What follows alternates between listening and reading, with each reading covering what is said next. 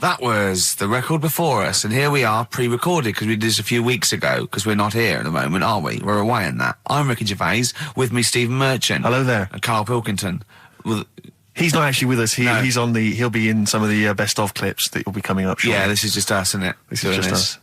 We did this, when did we do this, Rick? A couple of weeks back. Hold on, what is it? It's the 27th today. Yeah, I enjoyed Christmas. I loved Christmas. I loved Christmas. I had a great time. What'd you get? Loads of presents. So did and I. I'm glad they made it to number one. I'm really glad. Stroke, he, she. Yeah, I'm really glad that the pop idols, Cliff Richard, Westlife, made it to number one. Bo Selector. Yeah, just delete that. Yeah. Okay, well, we're going to play some of the best of, some of the greatest moments of the last 3 weeks. Yeah. Ever heard on XFM 104.9. What about this? Do you remember this one? Oh, which one is it? All right, so here's the first bit. Right, there was this. This is what it's like about getting presents and stuff, right? With my mum and dad. Go on. My mate Colin, right? No, Colin Bailey. Oh, right? yeah. He had a little Sinclair Spectrum, right? Yeah. Computer, Yeah. which was like the thing to have at that time, right? Yeah. Used to always go round to his house. The deal was Not the one you had to play through the window because you weren't allowed. No, that's another lad. Oh, right? yeah. This is a different lad, and the deal was he came to our house, and my mum gave him a pie, and then I'd go round to his, and I'd stay there for a few hours playing, Hungry Horace and stuff like that on it. Sure. Right? Now, my mum and dad knew that I really wanted one of these computers, right? So I waited about a year. Came round to Christmas Day. I thought, I reckon might have one. Turned out they bought me the wrong one. They bought me a ZX81 instead of a Spectrum, right? And Christmas Day, I'm there trying to load the games up. It's not working. I'm thinking, what's wrong, right? And the thing with me when I was a kid, I used to get quite sort of agitated. This is the moment. Right? I found out that it needed a RAM pack to make it work, right? Looking in the thing and it's saying, and make sure you put your RAM pack in the back. And I was like, oh, where's the RAM pack? And my dad's going, I don't know, I've got you the main bit. That's it. So I was that wound up, I just was sick, right? Just sick. I didn't feel sick or anything, I just was like, oh God. Went to the sink, just sick. Because I was that on edge about it. I said, come on, we've got to get one. And my dad's like, Tandy's shut. We're not gonna get anything today. Ruined again, Christmas Day. That was after the year when my train set got blown up by our kid. The following year, no RAM pack. And now you ask me why don't I get good presents? He's scarred. He just I'm gonna die. Honestly, I'm gonna die. He's just screaming sick. Yeah. There's no RAM pack. Did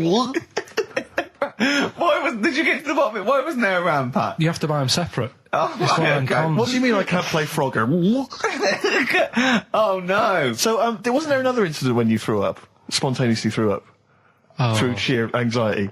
I do get it. It's not so much now because I've relaxed a bit, but as a kid I used to be quite on edge all the time with certain things. Do you think that's what happened to your The cat wind. that kept being sick? That it didn't get the food it wanted, and it just threw up? Do you remember that? Yeah. God, so they shaved it. No, like, again, I spoke to you in the week, and I had much better things, like when I tell you about Brian Blessed climbing Everest, and for some reason it made him, it played havoc with his belly, and he followed through and he had to clean up. Shut himself? Yeah, using ice and snow. Why are you telling me that Brian Blessed... in what way is telling me that Brian Blessed shit himself once in any way educational? Because I was saying how he was climbing Everest, right? Right. I give it to him, he's an actor and that, but he gave that a go. Yeah. Right? It played... What's the point of that, you'd say, wouldn't you? You'd say, God, he's So he's alright. Me doing a boxing match for no reason is rubbish, but him climbing Everest and shitting himself... Yeah, he did that. It's commendable. Right, and he's only going to, go and do it again. He's going to climb it again. Yeah, but he might not shit himself this time. Yeah, but what's the point in going? Nothing's changed up there. Yeah, good point. Yeah, It should be. Well, it has. They've probably cleared it up by now. Like, but it's slip on it. I can't even bother. Read about Brian Blessed. Is it actually true, or have you libelled someone else? It was an interview with him in it. And what did he say? Come on, what did he say? He said I climbed Everest and I played havoc with me belly. Let's talk about it next week. We've really run out now. Oh, you're a fool. 3 holidays Carl's had this year. last year. Yeah. I'd love to have 3 holidays. You've got to start putting the work in I there. had 2 holidays then. No, you had 3 holidays. You went away with Suzanne and her parents. Yeah, well, that doesn't count. It does count. If you book 2 weeks off the firm, you go away and you go, how was your holiday? Go, well, it didn't really count. It wasn't a really good holiday. Can I have them days back, please? My New Year's resolution is to be nicer to you, but Well talk done, sense. you've already broken that. No, but talk sense. Talk sense. You've had 3 holidays this year, and I'm just saying, you're in your 30s now, and 30s is when you should be really putting the work in. That's true enough. To reap the benefits in your 40s, 50s, 60s, 70s, 80s, 90s, and 100. Carl, what's your New Year resolution? What about think before you speak? It's worth. I mean, See, I'm consider it. allowed to laugh. I'm allowed to laugh at things other people say, Carl. That one, that is a good suggestion. How was your holiday, Carl? It was all right. Right, brilliant. But that I don't see on the ratio of good to bad in Carl's mind. That might be amazing because we never It might be hear him amazing, singing the mightn't praises it? of anything. I'll tell you what. Can we have a cracking little tune and then come back and hear about Carl's holiday? I'd love to do that, Let's really. keep it tight. Love to Tear Us Apart by Joy Division. Now I can't put my finger on it, but that doesn't sound like the original, and it's off a compilation. It sounded a bit fast. I think the vocal was slightly different.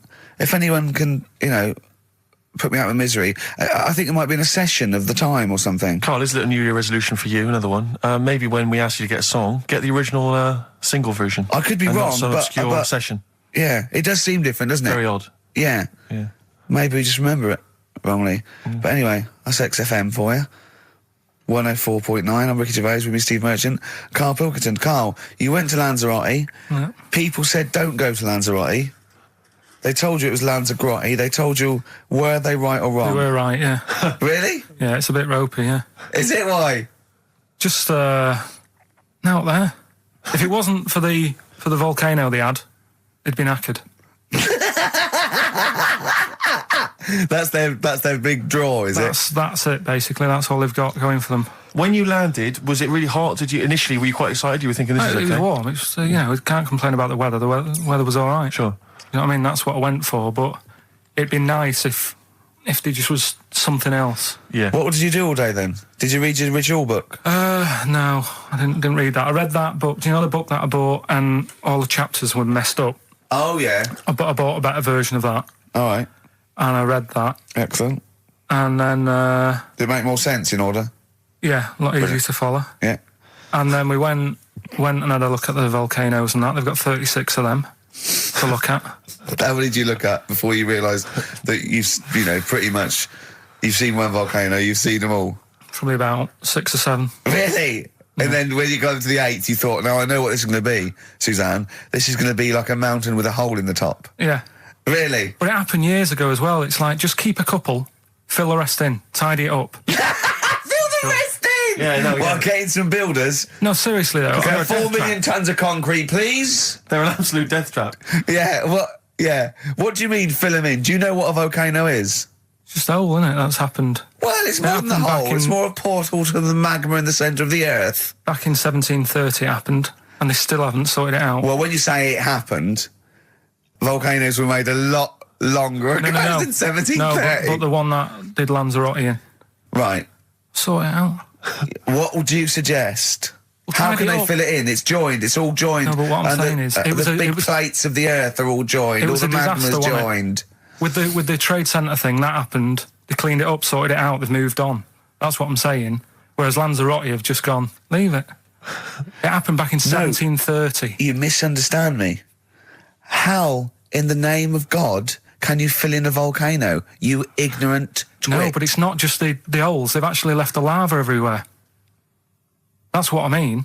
It's not just the big holes. There's lava everywhere. But it's molten rock. They can't just pick it up like they're like a carpet. Put it in the holes. The holes are there ready. Just push it all in. That's what I'm saying. Do you know what a fable is? Got a Carl? rough idea. Okay, it's a thing that uses sort of metaphor, analogy, just to explain sort of morals. I mean, they're very old for a start, and it's all. I'll give you an example of one. A quick one. Oh, the one about the dog with 2 bones. He goes to a dog's got a bone. He sees a reflection in the lake, and he thinks, "Oh, that dog's got a nice bone. I'll have that." And as he goes to get that one in the reflection, he drops the one he's got, and that's one about, you know. I think You I happy with your lot? was told one when I was younger. Go on. I think it was one. This young lad, he's got a dog, right, and he's about 8 years old, and this dog, he's had it since he was about 4, and it's a bit tired now, and he chucks sticks for it, and it doesn't go for it, and he's saying to his mum, "Oh, I want a new dog because this one's useless. It doesn't do what, you know, it doesn't have any fun with me." So they say, "Oh no, but you know, Rover's a good little dog. You should look after it." And he's like, "Oh, I don't like it. I want a new one."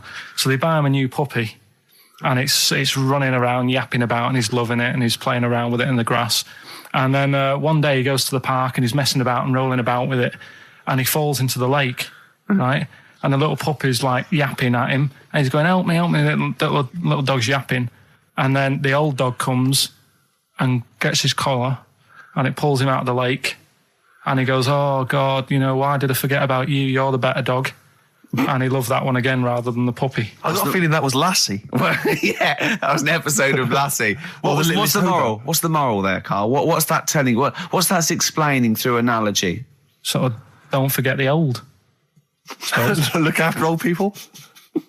I remember there was one I heard once about a young boy who got trapped in a lake inside a cage. But he loved his trainers so much. He wasn't going to get them wet. But even though he had to get out there, and even though he thought that was the important thing because it's material value, he actually drowned, and the trainers were no good to him then.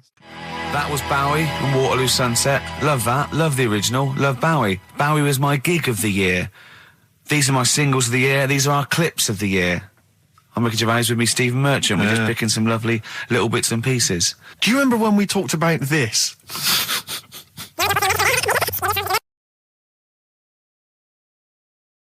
So we just had a text here that says, and I don't know what truth there is in this, as ever, but John says there is apparently a nude bike ride today in Hyde Park.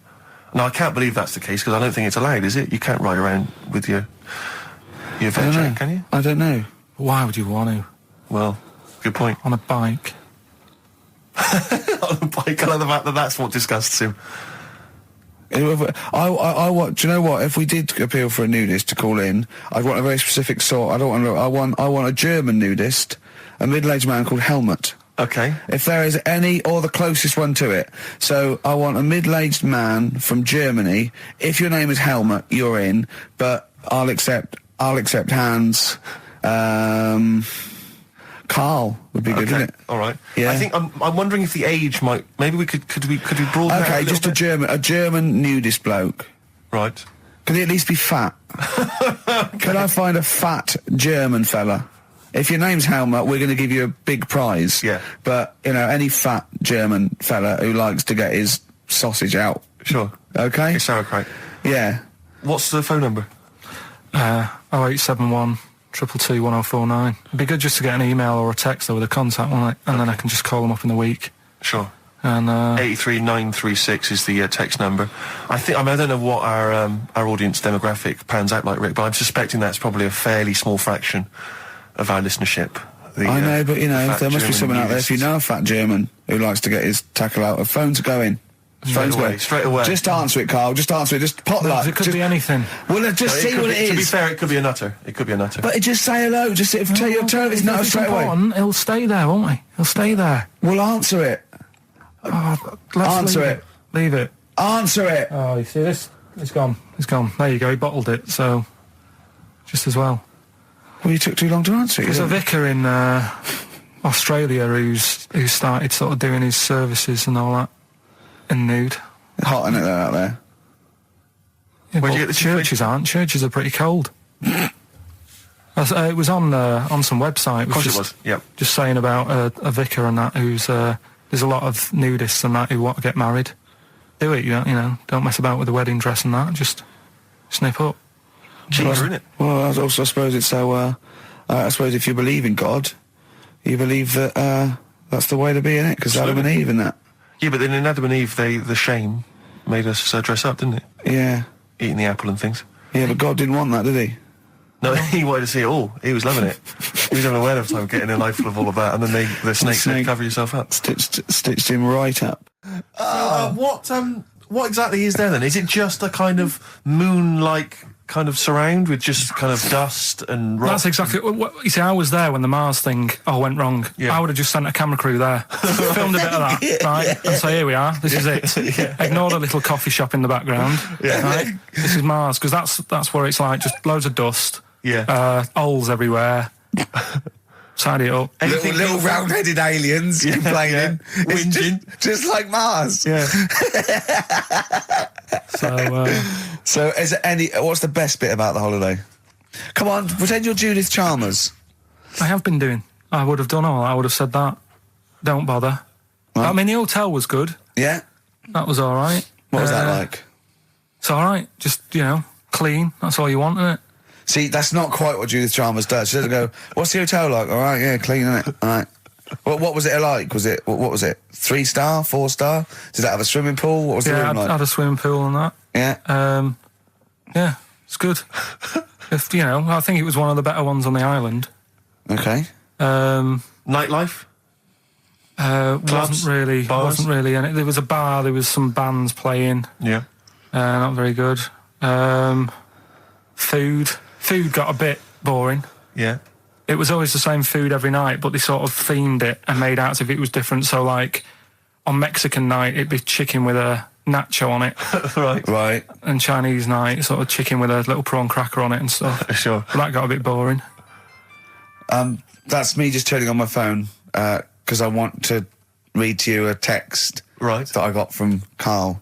I think you sort of sum up the holiday in this text, don't you? Do you remember it? I can't remember. Let's have a look. Let's have a little look. Instantly, what did Suzanne, your girlfriend, make of it? Similar view to you, that they should fill in the holes? Yeah, it's just that thing, you see, I went on a coach trip, right? And you go and see the volcanoes. Like I say, there's 36 of them. Yeah. Which, how many do you need? And when we're on the coach going round all these volcanoes, the fella on the front's going and look out your left window at the moment, and there's a volcano. And if you quickly look out at the right-hand side there, there's another one. Right. And on the left, it's just like, all right, we've seen it. Sure. Do you know what I mean? Yeah. And that trip, we'll talk about that trip in a bit. Right, this is the text I got from Karl, right? All right. Been up to a volcano. Been in some dead artist's house who built his house in the lava. They said they would show me science with volcanoes, but all they did was chuck some water in a hole and it shot up in the air. No dwarves in the canteen, no scousers here, but there is a Swede woman with a big head. She looks effing gormless with a cap on. All right? So a little reference there to... A Swede woman? What's that mean? Do you mean Swedish? Yeah. Or she looked like a vegetable? No, the Swedish woman. But they've all got sort of quite big bill, aren't they? And I sent him a text. Oh, well, it's just good to be on holiday because, I'm working. He sent back, so am I. Just been watching Sky News. There is a school for monkeys who want to get a band together. Is that monkey news for later?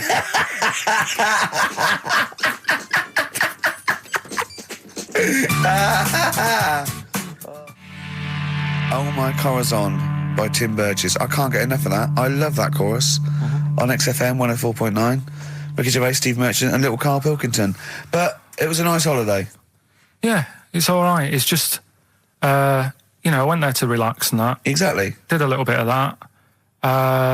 Trying to think of some new, features and stuff. Sure, always working. 3 holidays a year, Jesus. Oh, well, not really 3. Oh, two. It's all one big sort of like work thing to me and Steve. 2 holidays, isn't it? Work hard, you need the holidays.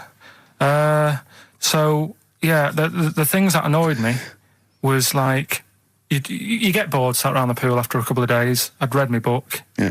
There wasn't much going on the... Not even any crabs to throw sand at, was there? No crabs or anything. They wouldn't bother with Lanzarote, right? So, decided to go on a little trip. That's when I saw the volcanoes and that, 36 of them. So, we go on the trip, and the thing that annoys me, it does happen every holiday that you go on. If you go on a sort of a package thing, they have these trips, right? and you pay about 40 odd quid, and they give you some wine, so it make it feel like you're getting your money's worth. But how many of these trips have you been on then? Loads. Probably about 12. More holidays than I've had. Go on. So anyway, so you're on the coach, right? And they take you for the volcanoes. They took us in the middle of nowhere. Yeah. Right. There's nothing else round there. Sure. It's like I say, it's like Mars, but with holes in the ground. Yeah. Right. And they sort of drop you off, and they go, right, everybody, see you back here in an hour. There's loads of volcanoes for you to look at, and a coffee shop over there. And you know for a fact, right, you don't need an hour there. You could just say, well, just keep the engine running, because I'll have a look in this hole, we'll get back on, give us 5 minutes. Don't need an hour. Absolutely. But you know that they've got something going. It's a backhander, definitely. What, with the coffee shop? Definitely, yeah. They go there. And they get everyone to have an ice cream and a coffee, and they sit down, have a fag, talking to the bloke. Yeah, and it's like, cousin. Yeah. How much was the coffee? Was it probably about €3 each euro? So I think it was $3.50. Sure. Yeah. Which is, I don't know what, that's about £2.50. Yeah, they stitched you up. Go on. Talking about this the other day. What was it now? Listen, the fella. Play a No, listen. record. Do you want, All right, no, come on. All right, he's got it now. Go on. This fella goes to the doctors, right? Oh, right, okay. Right, if this is in any way apocryphal, stupid, illogical, impossible, right, you are never, ever speaking again on radio. So make sure this is at least possible. I'll tell you what, I'll even give you improbable but possible. So if anything that breaks the laws of the universe or logic, okay, that's all you have to avoid. On you go. Right, so this fella, right, he goes to the doctors because he's got earache. Right, okay, if a chimp's living in his brain... Go on. So he's got earache, he's sat in the waiting room, and his ear's all bunged up and it's hurting a lot and what have you. So the doctor comes out and he goes, right? And because his ear's all bunged up, he doesn't hear it that well, right? So he thinks it must have been me, right? So he wanders in. Keep going. Anyway, I'm going to hate this. I can just feel it in my bones. Steve, I'm going to let you take over. Okay, let's hear it. Come so on. the doctor says, sit yourself down there, right? So he sits himself down. He goes, right, take your pants off, right? So he's thinking that's a bit odd. Anyway, he heard that though. He apparently he took his tackle off. The doctor did some operation. What, there in the waiting room? No, in his office. In his office, yeah. What? Wait. So he removed what? His genitals? Yeah. In his office. Why, Carl? Because he hadn't called him in. Oh, he'd calling the bloke who wanted his testicles taken off, and he didn't hear it. What?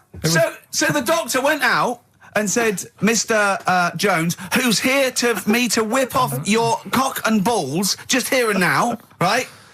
Bloke comes in, didn't it? It must have been me. So the bloke who wanted his balls taken off didn't say, I think he said me. So he didn't interrupt then. So the bloke goes in, he starts taking his testicles off, and he doesn't say, I'm here for me ears. What are you doing with that? That is a blinding record. And before that, Rick, what do you make of those adverts? They were great, weren't they? I like them, yeah. I'm going to buy all them products on the way home. And that's endorsed by Ricky Gervais. He's won awards. Yeah. Rick, do you remember this? This was a hilarious moment. No, you'll remember this when you hear it. It was when Karl said something that was basic. Well, I think for a lot of people it sounded like a lot of old bollocks. Karl's found love on the street before, haven't you?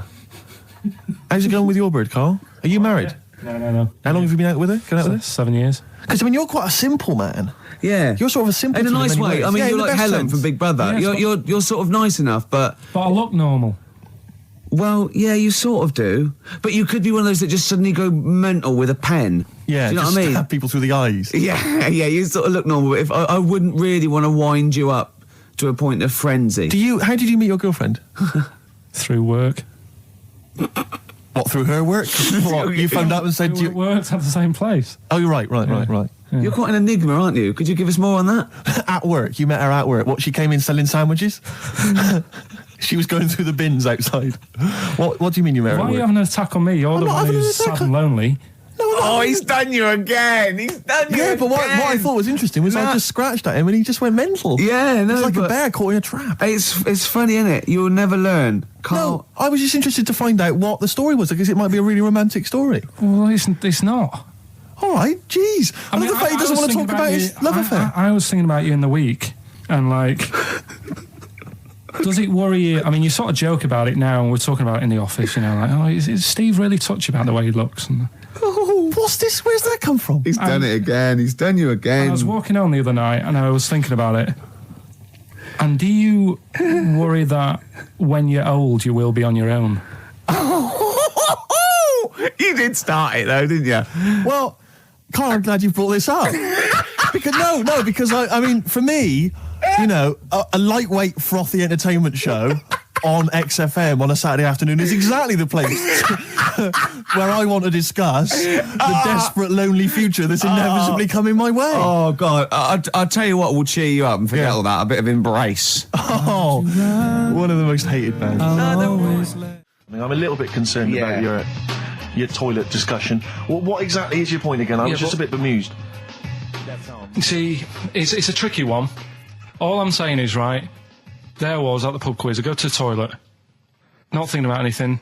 I try to go, right, there's a little gay fella next to me. I love this little gay fella. Now, the weird thing is, there's nothing stopping him having a little glance, right, because he's allowed in the fella's toilet. Yeah.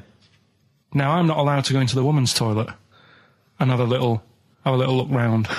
Right. So all I'm saying is, should they have another toilet area? What, for gay people? Yeah. And so this would be gay men and lesbians? Is that going to complicate things? Well, I mean, I can only assume. I mean, to what point? I'll ask you a question, right? If you're intimidated, that's a shame. But you know, most gay men aren't looking at your knob. You know that. What do you mean? I can only say that 99.9% of gay men who use a urinal standing next to what they assume is a heterosexual man aren't looking at his knob. And what they're doing then? They're emptying their bladder. No, but the thing is, I can't talk. You're saying like, you know, about would you have one toilet for lesbian women and gay fellas, right? What does that mean? Would it be mixed? Would it just be? Well, would it have a man on one? That's heterosexual man. A little picture of a woman on the other, and then what? What would the little icon be? A man and a woman? A man and a woman. Just having a chat? Yeah. In pink and dot But lines. you couldn't mix them, because then what would happen is you'd get people who are going, oh, I'll play up to this a bit. What, pretend to be gay? And yeah, you know, sort of grow a moustache and shave their head. And pretend to be a lesbian. Right. Yeah. So, well, I see. So, you know, people pretending to be gay so they could go in and have a look at the lesbians. Yeah. Right. So that would mean that we need 4 cubicles now, would we? Yeah, no, this is fine. 4 cubicles. So every pub How now... many toilets do we need at Every the pub's moment? now got 4 toilets. Oh, Carl, bisexuals. Yeah. Now, interesting. Bisexuals. How many toilets do we need now? Call the council. Will you use any? Huh? No. No, because they're interested in everything, aren't they? Because the little bisexual fellow will be looking at your knob. Right, with them, what you do, you just have a door, you open it, and there's one urinal there, so you can't get a queue. They have to sort of wait. I just thought that, well, why can't there just be a thing between the urinals, so no one can look at anyone else's knob? Wait a minute. Just to go back to Ricky's point, what stops, even if we've got the toilet for gay men, what stops the gay men who want to have a look at your willy going in the regular toilet and pretending that they're straight? Most men don't wear gay across their head. Exactly. They don't have a tattoo. There's no branding yet in the British House where they have to declare. So we're going to have to expand this. So we've all got to carry identity Do you know cards. you can see a gay, can you? Coming a mile off. No?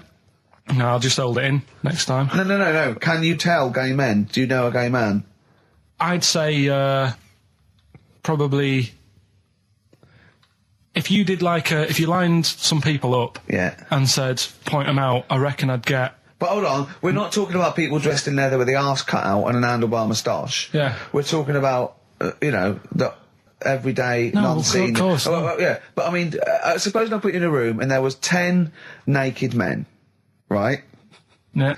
And there's 5 gay men and 5 hetero. Could you walk along that line looking at those gay... Am I naked? No, you don't have to be naked. Why would you have to be naked? To catch them out.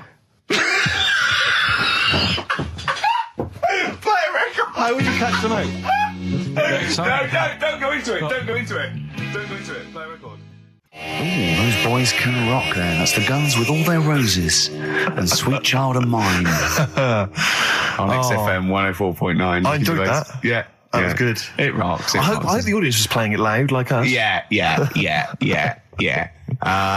Ricky Gervais, Steve Merchant, Karl Pilkington. Well, look at him yawning. How rude is that? Carl, what's wrong with you, man? Have you been up late? A little bit. Girlfriend was away, wasn't she, yesterday? Yeah, I always have a problem with that. I always have... Because you don't go to bed, do you, early? Do you know what I mean? You sort of think... I just always find that thing that if, you're used to living with someone... Yeah. One of you will go, let's go to bed, then you'll go, all right. But when you're on your own, you go... You just forget to go to bed. I just stay up. Okay, stop eating now, Carl. You've ate all the food. That's just a plate. All right. Okay. Yeah. No, I stayed up and watched... there was a thing on about Dracula. Right. What, Dracula? And I found a flaw in it. Go on. Not the fact that he's the living dead and and drinks blood to stay alive and he doesn't reflect and he can in turn into a mirrors. bat. Well, and you can go on. The mirror thing, you can't look in mirrors, can he? Well, he can look in mirrors, but he can't see himself in a mirror. Yeah. That still doesn't work. Go on. It doesn't work at all, Carl. It doesn't work Go anyway. on. No. Well, Centre parting's always really neat. His centre parting's always... how does he do it if he can't look in the mirror? Blood on the floor or something it was called. Rubbish. I love the flaw in the Dracula film is that his centre parting's too neat. How did he do it without a mirror? Oh. Was it a documentary about Dracula? No, Yeah, there was... the real Dracula. The real Dracula. Yeah, the real Dracula. It's just a film. It had blood on the floor or something it's called. Yeah. It's rubbish. We had a little lunch yesterday, didn't we? We did indeed. That was a nightmare. Yeah. I hate going out with you two. I was explaining to Carl, right? I like to excite Carl's imagination, right? And if it involves chimps or monkeys, all the better. Brains he likes, parts of the body, deformity. I know where to, what buttons to push.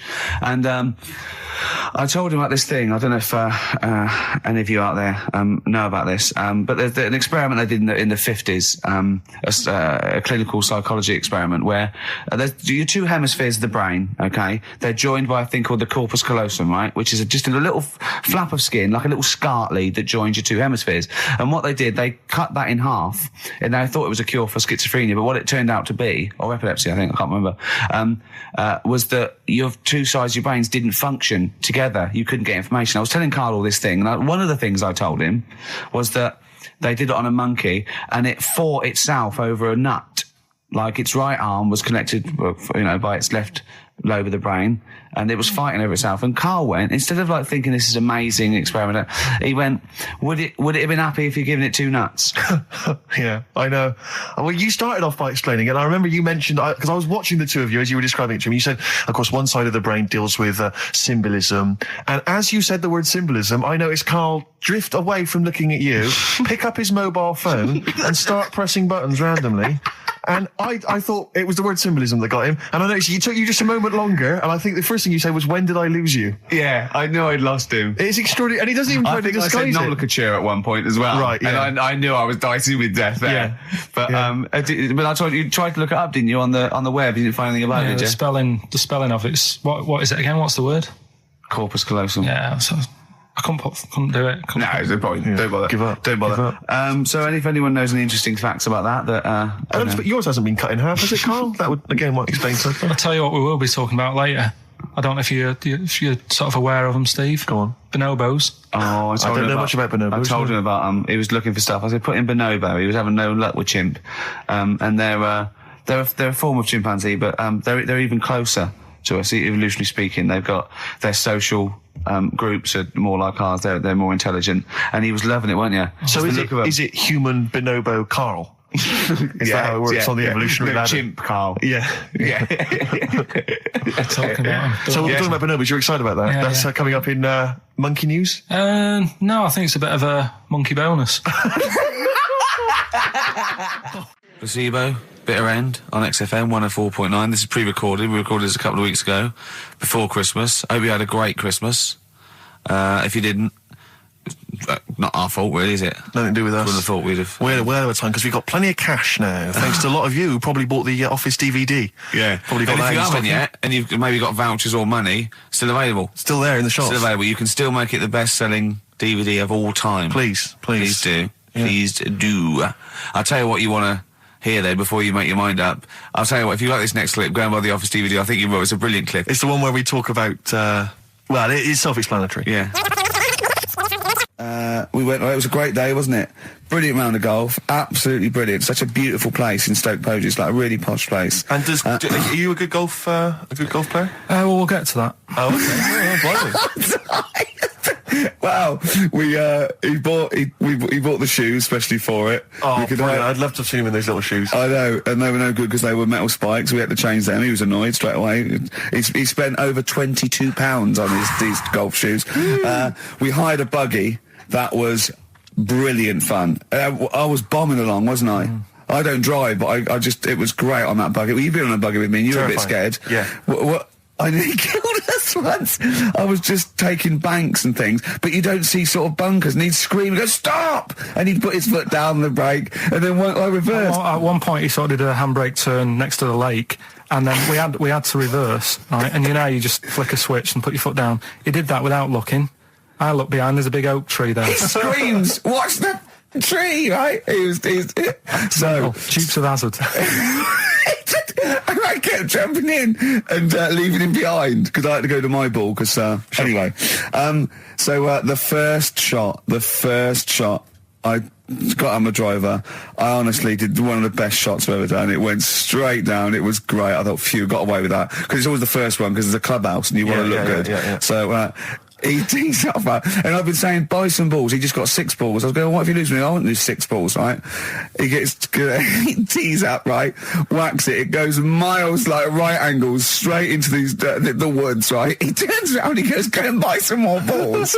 So I'm laughing because it's like impolite to laugh, but he broke the ice for me, and I was falling around. And then his second shot, I go, you know, you're off a 3 now.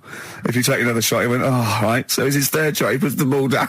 He hits the ground before it and misses the ball altogether. And I was on my back, wasn't I? Unbelievable. Actually rolling about on his back.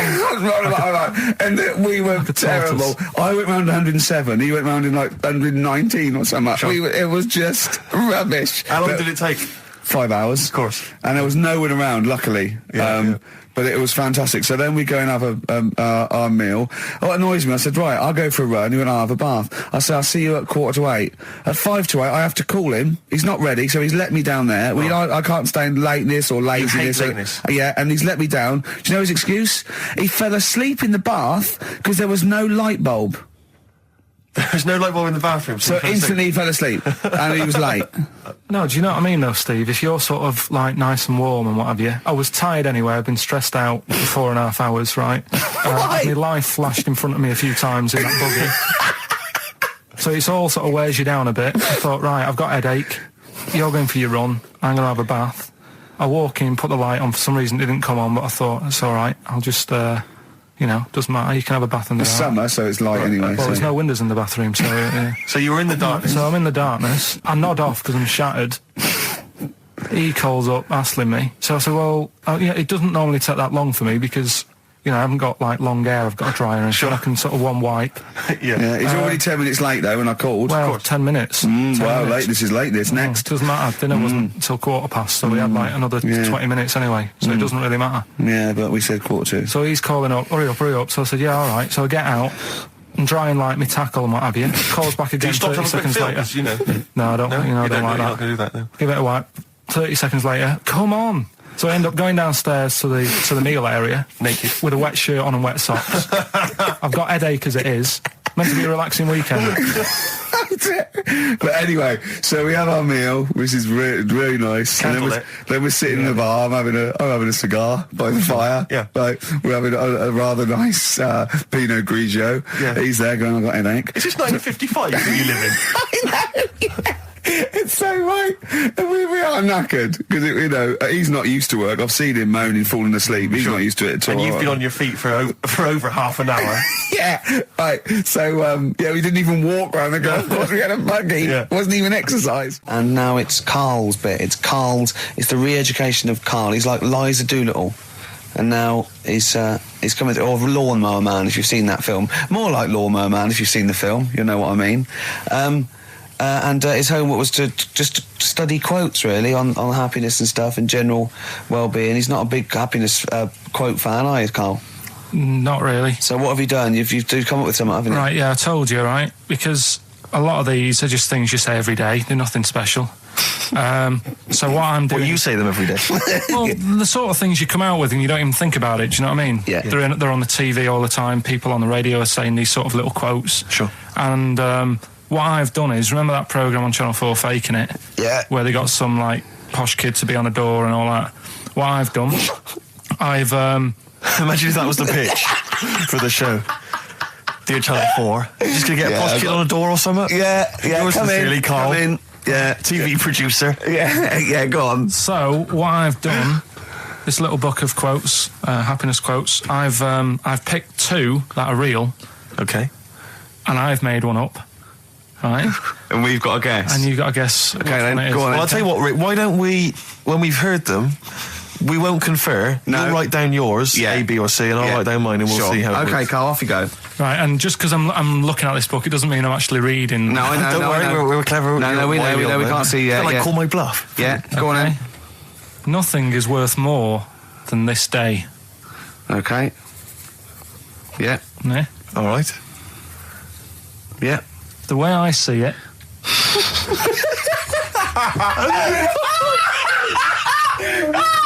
Oh God, my head's gonna burst. no, hang on. My head's gonna burst. No, Hang no, on. this might not be Karl's. Oh, it might not be. How do you know I haven't tweaked them a little bit? Yeah, good Okay, point. fair Good enough. point. No, good point. The way I see it, if you want the rainbow, you got to put up with the rain. Yeah, okay. All right? All right, yeah. Okay, hang on. Yeah. Come on. Cat food, Cat food, come on. it stinks a bit. But if you don't put up with the smell, the little kitten will die. Steve, I don't know what to say. I don't know what to say. Imagine this in faking it. Imagine their faces when he says that, and they're going, "Oh my God." Karl, play a song, mate. We'll have to confer on this one. Right, Blair. Well, that's just amazing, Karl. Just read them again. Two were real, one was fake. Go on in. Right. First one. Nothing is worth more than this day. Excellent. Next one. What does that mean? Well, cherish now, cherish your time. okay. Because you can't get it back, and Yeah, you know that's the way I saw it. Carpe diem, whatever it is, seize the day and all that. Okay. If you want the rainbow, you've got to put up with the rain. Yeah, of course. Yeah, rough with the smooth. You know, it's not all plain sailing, but you know, rainbow's beautiful, but it comes because of the rain, which you might not like. So Yeah. make the most of everything, and yeah. Good. Cat food doesn't smell good, but if you don't put up with it, then the little kitten will die. Right, now, Karl, that is a good effort. Now, that one's yours. I mean, obviously, right? Right. Right, no, but it's a good effort, right? I mean, it slipped seamlessly into the others. Yeah. Don't think it didn't. No, but it's good. I mean, we knew it was that one. But what I will say is, it's good, but what you don't know, maybe subconsciously, is, I mean, it's very similar to the putting up with the rain and the rainbow. But that's good. Why do you think that? Well, What does mine mean? well, even though it smells bad, it's good for something. Right, So- see, so- I didn't look at it like that. What did you look at? I kind of thought... Was yours more specifically about cat food, generally? Because, you know, normally it's an analogy. Yeah, or a metaphor for something, you know. Much bigger. Well, no, the way I mean, looked at it- Dolly Parton, who I think did the rain thing, she wasn't specifically concerned about weather conditions. No. It was a sort of general idea. Yeah, It's all about life. Yeah. Well, Existence. that's what I've done. Go on, I've used an everyday thing Yeah. and put it with today's problems, right? Go on. So, like, my girlfriend, yeah, she might like to go shopping for clothes. I hate it. Right. But because I love her, I put up with it. Ah, that's nice. Yeah? Yeah. So, you love that little kitten. You can't stand the smell of the stuff you got to feed it. But because you love it, you go, well, you know, I'll put up with this just for a few minutes, and then I can, like, squeeze its head later and give it a little... Sorry! Squeeze its little head. Yeah. Yeah, well, that's just the thing that I do with cats. Put it in a bag and drone it in a lake. I can feed it and then I can throw it against the wall. Exactly. So you didn't see it like that, did you? No, that's very good. So it's about love, is it? It's about putting up with the bad things for something you love. Yeah. Well, that's nice. But that's very Carl, good. you seem now to be convinced and rather smug that you've tricked us and that you've fooled us and that we didn't understand it. Well, I say that's your fault, not ours. No, it's not, though. I mean, look, that man in Forrest Gump, he was a bit of a nutter. And he came up with the life as a box of chocolates thing. Yeah. Now, if that was in this book, you say, oh, yeah, brilliant, you know, good bit of work. But if he was sat here doing the show with you, you'd be taking the mickey out of him. Sometimes I feel he is. No, but Carl, I could. In fact, if people are out there, we're too lazy. Could you write down everything Carl's ever said? Because I think we could publish that. Yeah. He said one today. He saw my salamander. It's not a euphemism. He saw my salamander, and it's just sitting there in the tank. Your exotic pet. Yeah, and he's worried about there not being a lid on. And he said, I went, what are we worried about? He said, wow. He said it sits there for 24 hours a day, obviously planning to get out. Well, it's got nothing else on its mind, and it's the daft thing is, he has actually got the lid ripped up a little bit. And he'll be looking up there, and it's going to get out. But what's the worst that could happen? What's it thinking? What do you think it's thinking, this salamander? It's got its eye on the DVD player. I can have Ian be down the market. Right. Okay. Right. The results of We ain't got a winner for the first time. Yes, we have. We've We've done got this loads. feature for... We've got loads of winners. No, we haven't. We've done this feature for 3 weeks. This is the first time I've managed to sort of... What? Well, let's go through them then. What have they got wrong? The first one. The first one. What was The first one. the The first one. Well, hang on. Let's do them in reverse order first. So what's the last one? The last one, the clue was that bloke does sport on the telly and he's got a little kid. What's that? That's Destiny's Child. Des, who does ITV Sport, that's has got terrible, a tiny man. child, right? No, terrible. that's fine. Yeah, They got that. okay, Destiny's Child. What's the middle one? Well, the middle one. Right. Child. The second one was he doesn't like women. Yeah, he's got a couple of kids. That's a bit weird. Yeah. Right. That was PD. That was Puff Daddy. That is offensive. Go on. But it's not Puff Daddy. It's Puff Daddy. And he's not even called that anymore. He's called P. Diddy. Well. Okay, fair enough. But they got that one. Yeah. And if I'm being tight, these lot are as well. Yeah. Yeah. Tight means something in Manchester. Go on. Right. And the first one that they're having problems with, I don't think them birds should be allowed in this They've area. got it. Boyzone. It's not Boyzone. What's the clue again? I don't think them birds should be allowed in this area. That is perfect. A boy zone. No birds. No women. No women, yeah, birds, right? A boy zone. Sorry, Carl. If that isn't the answer, their clue is better than yours. That is brilliant. What was yours? Boy zone, it works perfectly. What's your answer then? Bangles. I have no idea what that means. Like seagulls. So you don't want them in this area, so you're banning them. Bangles.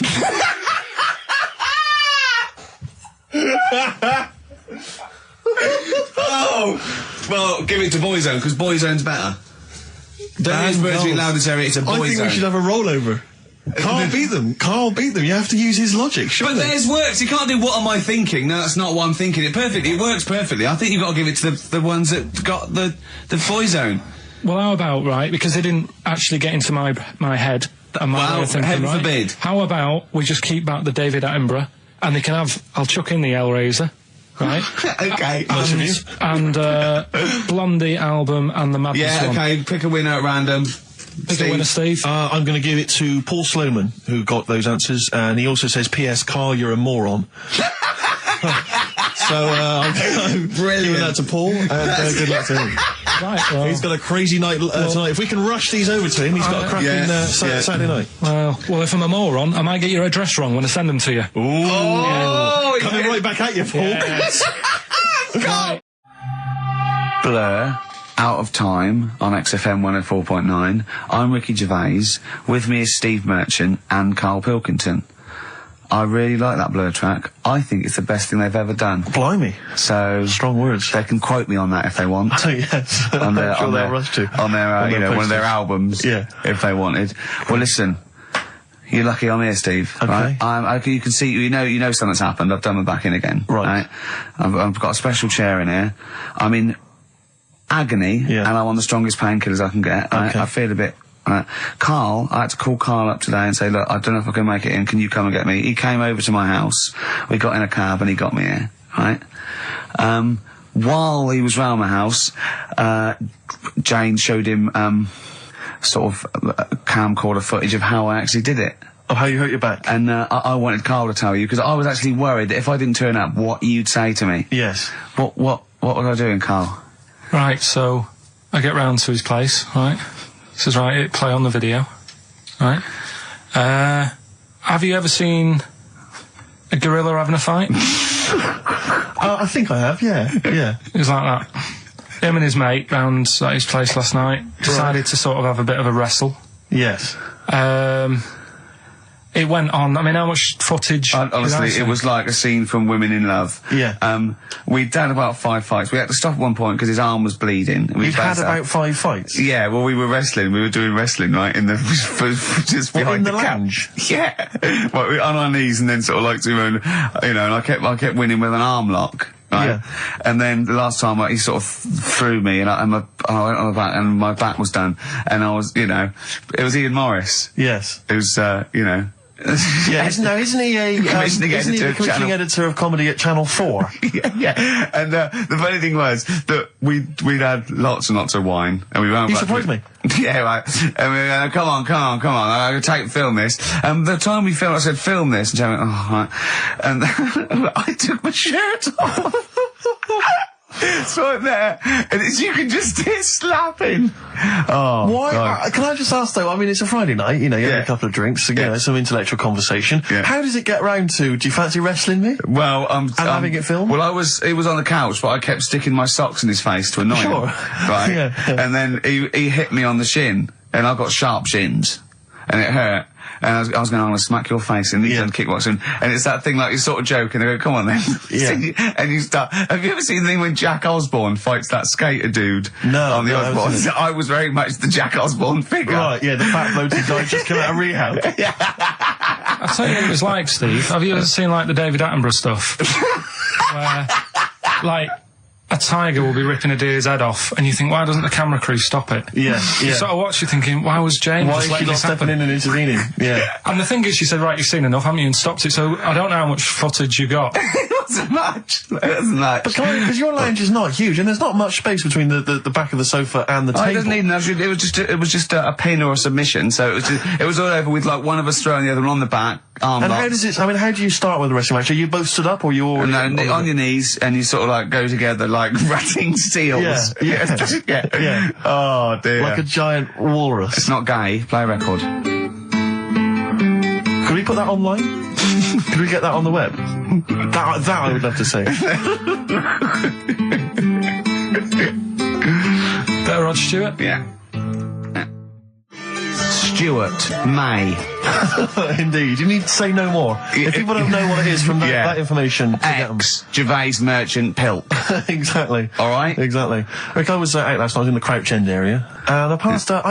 Things upset me like this. It was a restaurant. It was a little French restaurant, but you barely noticed it. You walk past. It was like a row of houses and a little French restaurant there, open. It was kind of summer evening. Bistro. No one in there, Rick. It was about 10 to 10. I'm thinking if no one's in there at 10 to 10 on a Friday evening, it's doomed. And it really upset me. It genuinely upset me because I always think about the little French guy in there. You know, he's put all his money into that. He's convinced his wife to do it. Yeah. You know, she's not convinced, but she's a great cook. Eve. Exactly. And it's already going down the pan. Do you know why? You don't want French food on a hot summer's night. You want Mexican food. Well, indeed, some kind of tapas. But, exactly. But then because we were just discussing other things that upset us, and like glimpse of war. Well, true, obviously war. I mean, obviously I started with war, famine, disease, SARS, that sort of thing. And then it came down the list to worried about people who manufacture fax machines. Why? Because of technology. Well, moving on. I mean, if you want to, say you're making fax machines, you're a little company, you make fax machines. A little what? A little company. Oh, right. You're making fax machines. Are you allowed to use email? What, like, if you work for Coke, you're not allowed to drink Pepsi publicly? It just seems like I'm assuming that fax thing is- machine sales are plummeting. Now, the thing is, right, now I haven't got a fax machine, you're right, I've got email, but I much prefer a fax. Well, yeah, because you get it, it comes out the other side. Yeah, but... Do you know what I mean? It but is, the thing it is you what can they've sent, that's what's great about a fax. But you can print off your email, can't you? And then you've got it in hard copy. Wow, And it's sort of I know, instant. But, you know, I don't look at the emails, the fax comes out, it's there, it goes, it's like someone putting a little post note into your face. Do you know what I mean? You go, oh yeah, I'll read that. Yeah. Whereas email, you got email, you know what I mean? Well, yeah, no, but what worries me is whether I'm assuming fax machines are just, I mean, I don't know if there's anyone listening who works maybe for a fax machine organisation. 08700 800 1234. If you're in the fax industry, give us a call, tell us, you know, what sort of figures. Yeah. You know. Exactly, yeah. We want to go down 17%, something like that. Those kind of stats. In the southwest. Exactly, those are the kind of stats. But have you got fax machines yet in the north, Carl? Yeah. Yeah, I mean, you're loving it, aren't you? I like getting letters. Well, no one sends letters anymore, do they? You like getting a scroll from a man on a horse. Yeah. Saying you're... When do you get letters? My mum still sends me the odd letter. Sure. Even though I call, she'll still, she likes sitting down at a table and... Yeah. So know, what, you call and ask the questions, there's no reply, and then you get a letter a day about 3 later weeks going, later. question 1, yes, I am well. Yeah. Question 2, yes, your father's well. Yeah. Oh, it's nice though, isn't it? Yeah, letter's nice, isn't it? It's nice to receive a letter, yeah. It's always nice to receive a letter. Particularly if, like, you know, you're on a sort of expedition. But Yeah. what does annoy me though, you were looking at them the other day, you know, you were talking about the pictures on them, postcards. Yes. Don't like them. You don't like postcards? No, they annoy me. And just because it's never anything of any interest, and the fact that, even though it's been sent to you, you're the last one to read it. Whenever I used to send my mum a postcard, every day, every time I send it on, I'd horrify her by putting on it, having a lovely time, does that pig of a postman still read all your letters? And she'd just be horrified, just be terrified Nice. he looked at it all the time. This is what worries me. I've always assumed that people would read a postcard. If I was a postman, I would definitely read every single postcard. Yeah. So if you're on holiday, you know... What do you mean? You wouldn't have a lot of time left if you read every postcard. No, but as you were posting through the letterbox, you'd have a quick look, wouldn't you, to see what they were up to? Because that's why I never used to write anything of any interest on a postcard, because I didn't want anyone to sort of know what I was up to. Let's say I was on a baudy lad's holiday, you know. I would just write nice sunny, you know, got myself a lovely pair of shorts. Stuff like that. You know, I'd keep the truth, Rick, for when I got home. Well, he's looking forward to going on holiday now, Carl, because he's got some prescription lens sunglasses. We'll be talking about that after the break. Bit of darkness. Look forward to that. Yeah. An amusing story about a man wearing glasses. Oh, the darkness growing on me. It certainly is on XFM 104.9. Love those boys. Keep the guitar riffs up, lads. I'm Ricky Gervais with me, Steve Merchant. Oh, it's good to see that your back pain has not impaired your DJing abilities. Yeah, I know. Well, I'm a professional. I'm a professional. You've soldiered on. Yeah. Put the glasses on for Carl. Well, see, now, because I wear glasses normally, I've always had problems with glasses. The thing about glasses is it stops you from doing so many things, and you may not realise if you're a non-glasses wearer, certain things that you can never do. If you're, like, for instance, I have never been able to go into the mosh pit at a gig and get carried above everyone. You know, when they carry you above everyone on their hands. Because I knew someone would just grab my glasses. You don't need to, you can see from the back. That's the good thing about you at a concert. Indeed, you can actually stand at the back and look over. Being able to at least jump on the stage and do a stage dive and all the rest of it. So that's one of the things I've missed out on. Missed out on, you know, sport really, because lots of boxing, for instance, I could never do. I never do boxing, never do wrestling. So our big championship showdown is not going to happen. We'd probably be the same weight category. Well, possibly. Your reach. Yeah, exactly. I remember when I first got glasses, I only had to wear them occasionally. It meant I couldn't see things a long way away. And obviously I got them, but I was at school and I was a bit self-conscious, didn't want to really tell anyone I had glasses. I didn't reveal to anyone I was wearing them. So I used to go into a class. I remember being in science, and we always sat in the same spot, and I was sat right at the back, and I couldn't see what was on the blackboard. But I didn't want to put my glasses on because I didn't want people to know I had glasses. So I couldn't see what was being written on the board. And you have to copy stuff down from the board, science equations, things like that. I had no idea. So I'd have to try and copy off someone next to me, but that wasn't always possible because I had to do it surreptitiously. So what I took to doing was sharpening my pencil every sort of 35 seconds. Going up, memorising what was on the board. And I got a D in science. Oh, that's awful, though. It's a tough thing, glasses. So when you first start wearing it, if you're young. It was education versus vanity. Yeah, it's terrible, isn't it? And now he thinks, well, hold on. He's sorted out his hair. He's Stylish, yeah. Because when I met him, it was like, I mean, words were gummage. Yeah. He won't mind me saying that. Yeah. His glasses were, I mean, idiotic when I met him, and he's got some stylish glasses now, so he sorted that out. Yeah. His clothes, he's quite a fashionable bloke, and when I first met him, it looked like a nerd. yeah. So, it's step by step, and with these on, I think you'll agree. Pop them on, Steve. Well, you know, imagine him on the beach. Close your eyes, Carl. Are they closed? I can't see. I've taken my glasses off. Oh. Yeah. So that's a weird thing as well, isn't it? Yeah. There you go.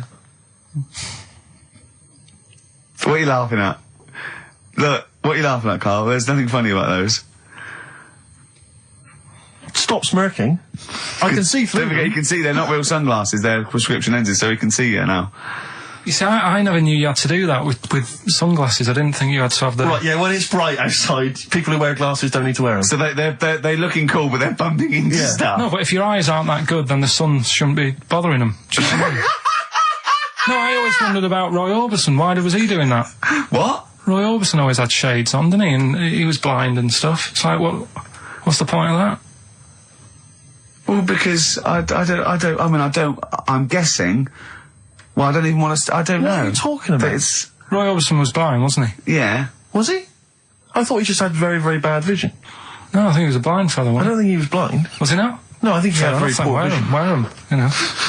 I don't know what this conversation is anymore. No, well, once again, we've introduced Carl into the equation. He's just gone off on a completely bizarre tangent. When he went, I'm going to pick up my prescription lenses, and we had to wait. And the bloke came and said, who's it for? I said, oh yeah, Mr. Merchant, here they are. And as he was getting out, to try and embarrass Steve, I went to him, they are the exact ones that Keanu Reeves uses in The Matrix, are they? He went, what? I went, no, I'm joking.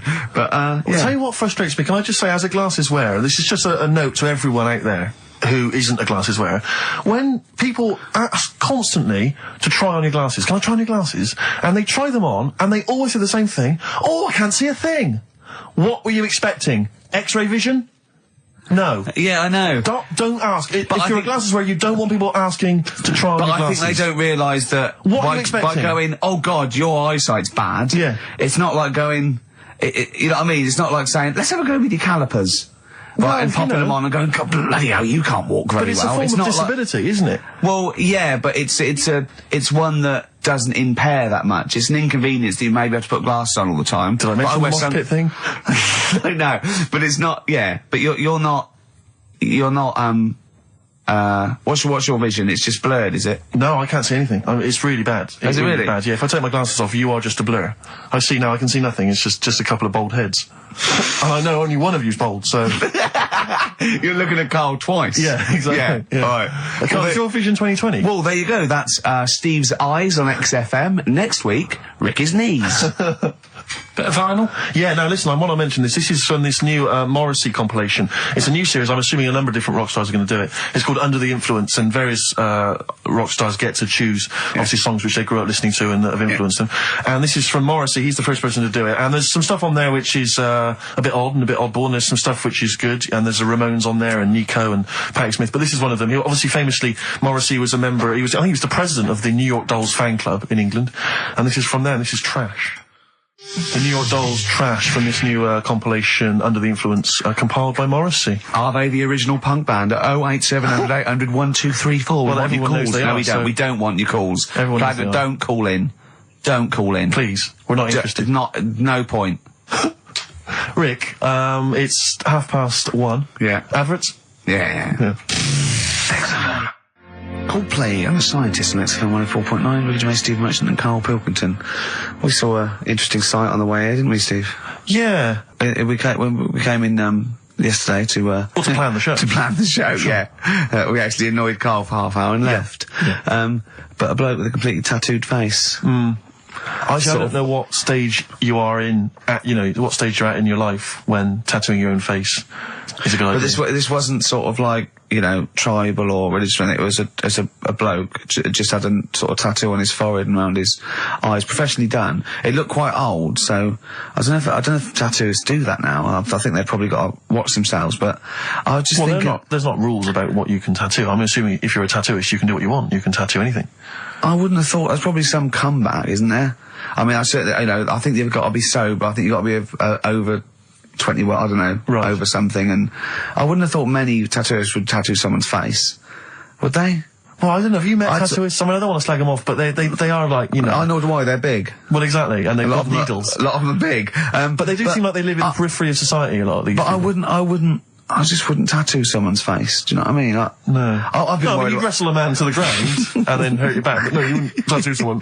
No, I know. Does everyone ever regret it? I mean, I'm sure some people regret a tattoo. Whenever someone shows me a tattoo, I go, that's brilliant.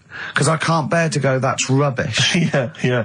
I just think that because they can't change it. There's no point. Yeah. I mean, what do you think? I go, it's brilliant. Well, I read in the paper, was it a man or a woman who had just had Beckham on their arm? Just not a picture of him, but the word Beckham tattooed on their arm, spelt wrong.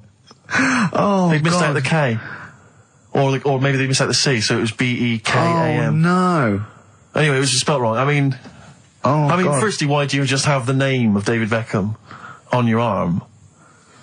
Home tattoos are the best, though.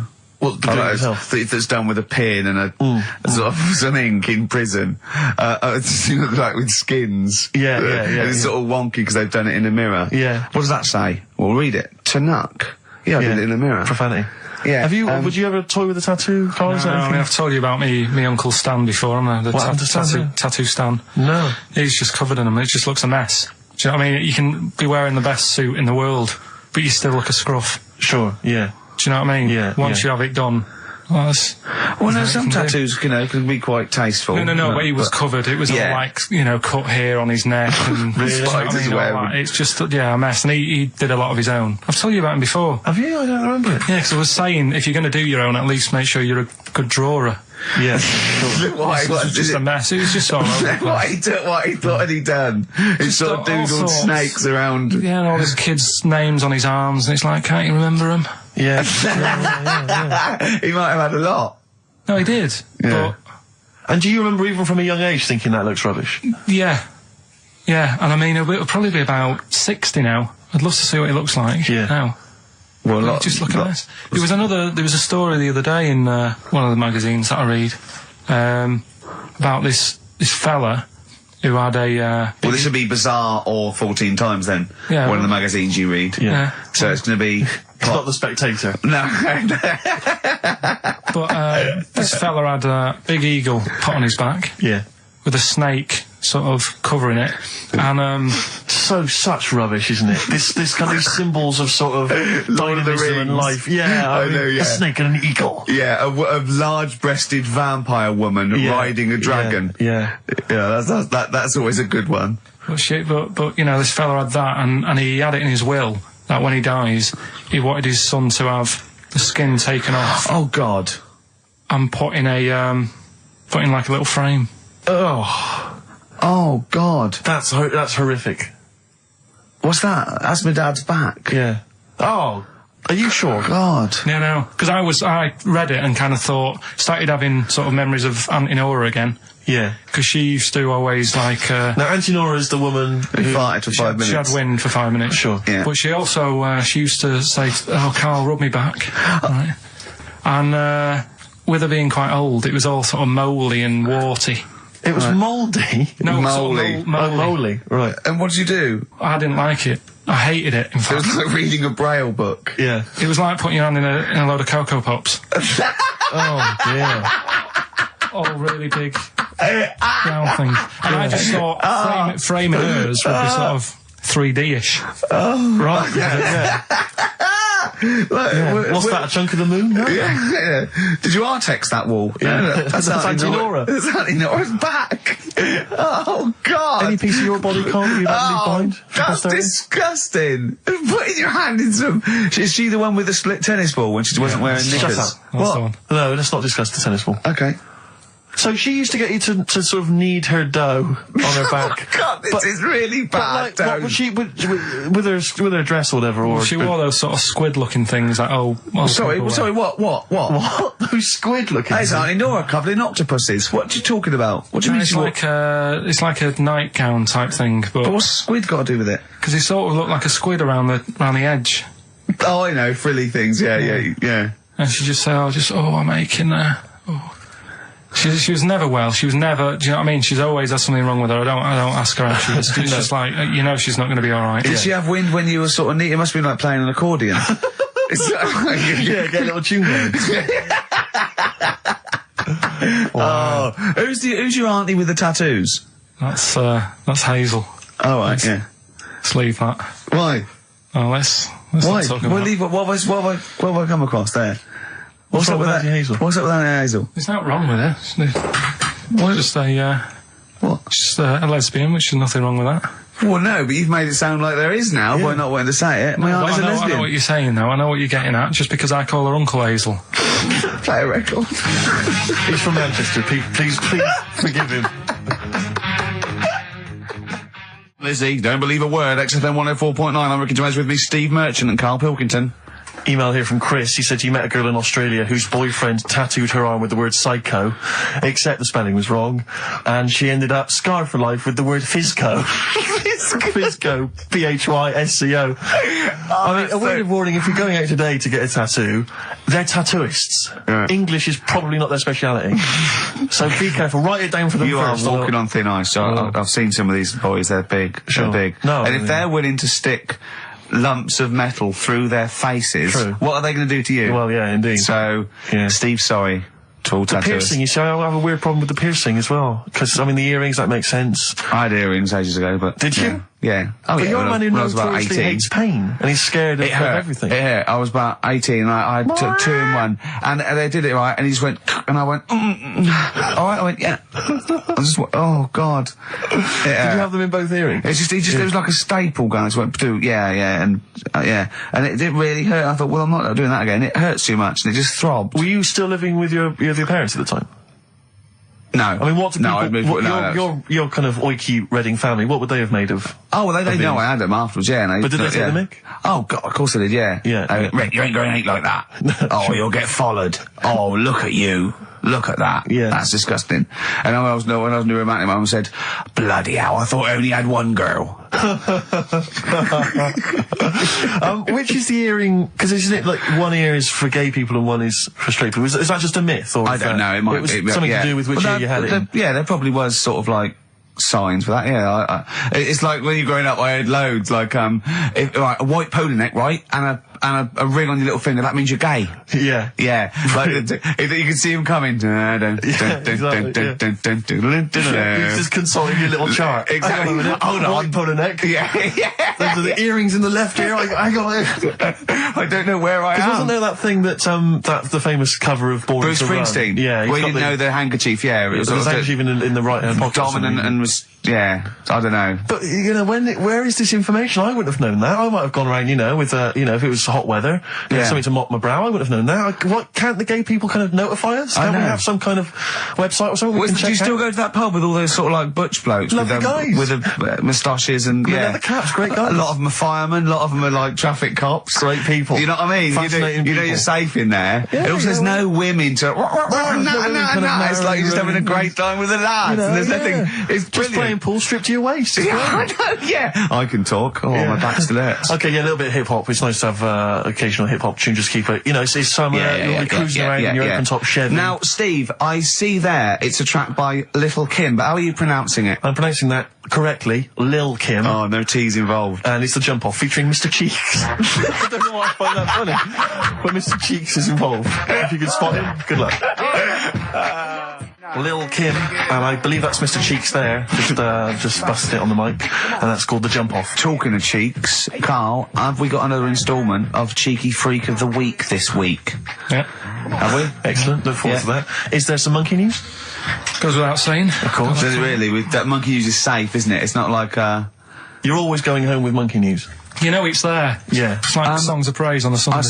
when I came back, I've been on holiday for a week, and I sort of sat in by the pool and stuff, and I sort of wrote about 40-minute stand-up with my new show, and I was going to Carl, I said, it's great, when you get away, it's sort of like, you're relaxing, you just think clearly. He went, Ian, I know. He said, I was away when I came up with Rockbusters. Yeah, indeed. Absolutely. I was buzzing about writing 40 minutes of brand new stand-up. Yeah. He equated that to coming up with Rockbusters.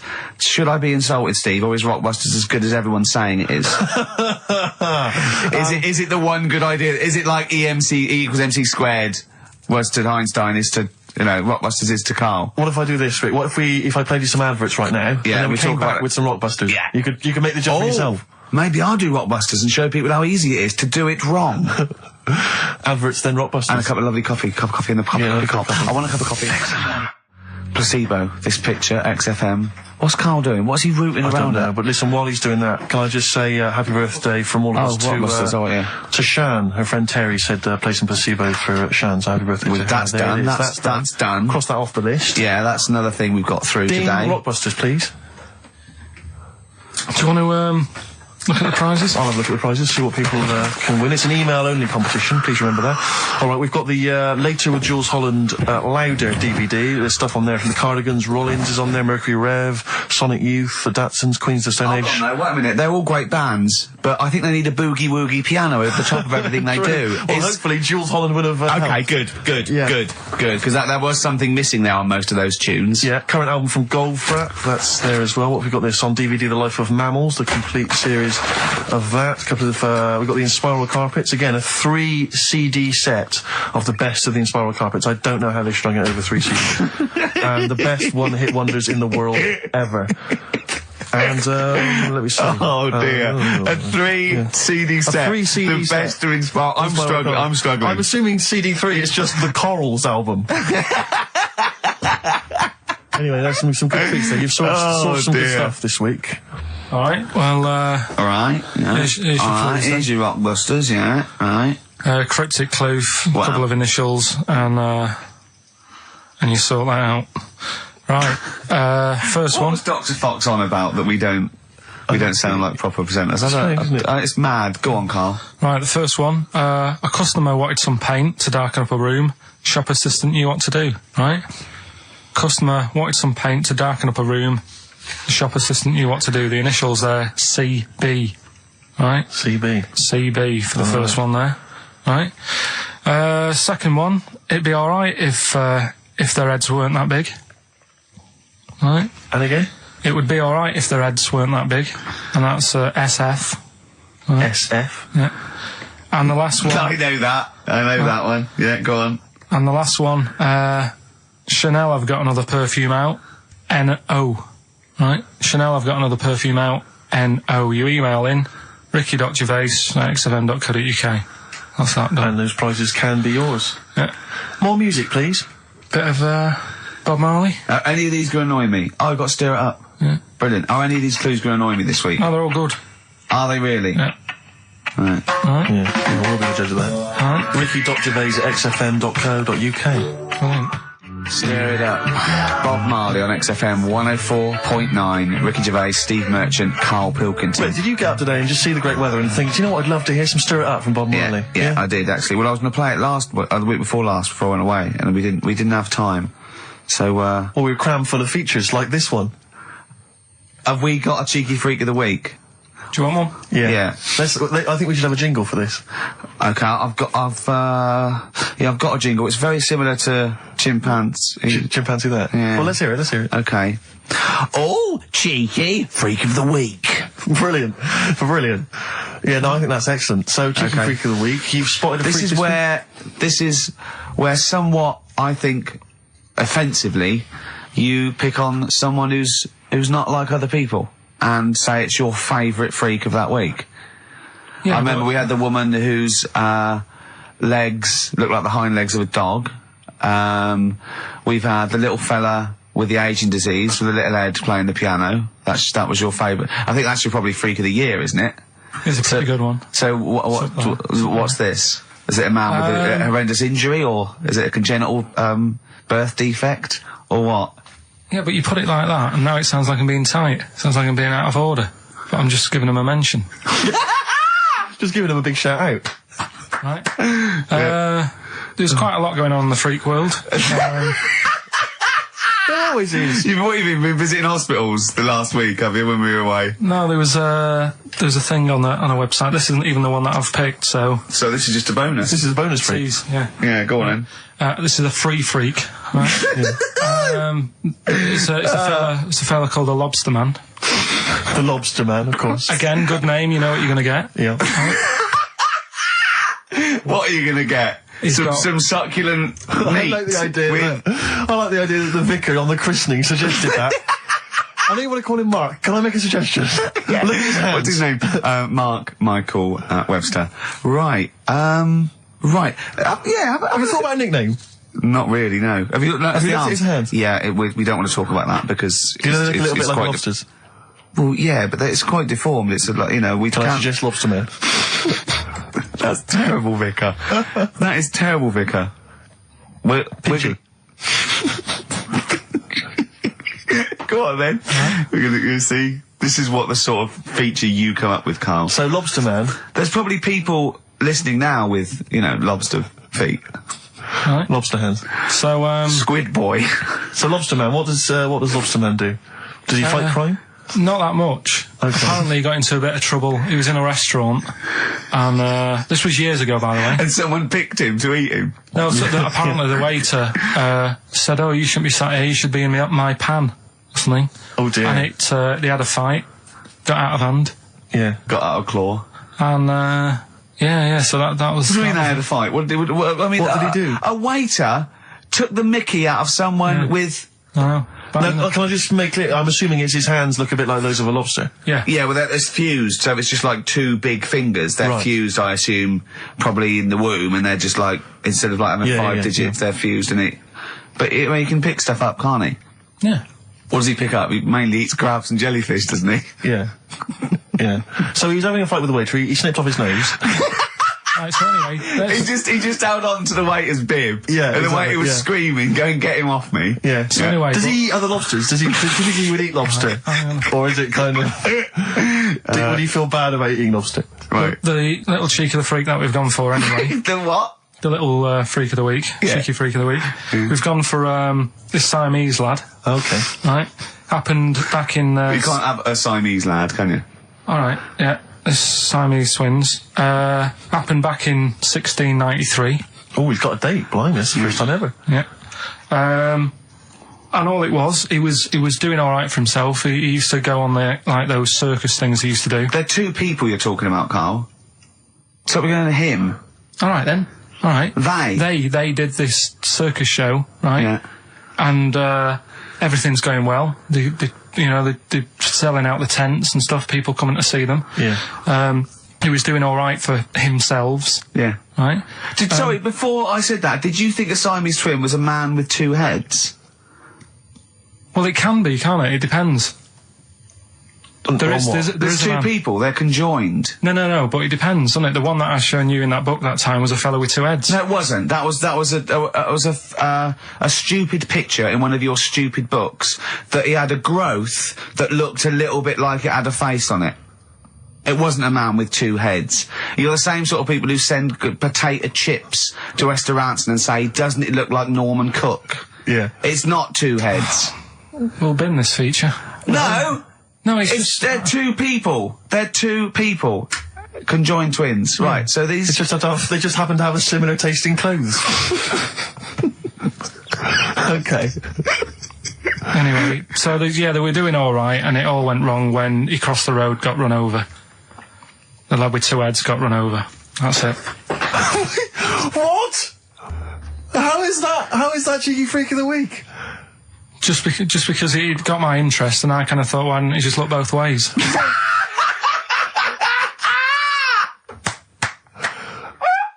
I'm intrigued to know Why wasn't he looking both ways?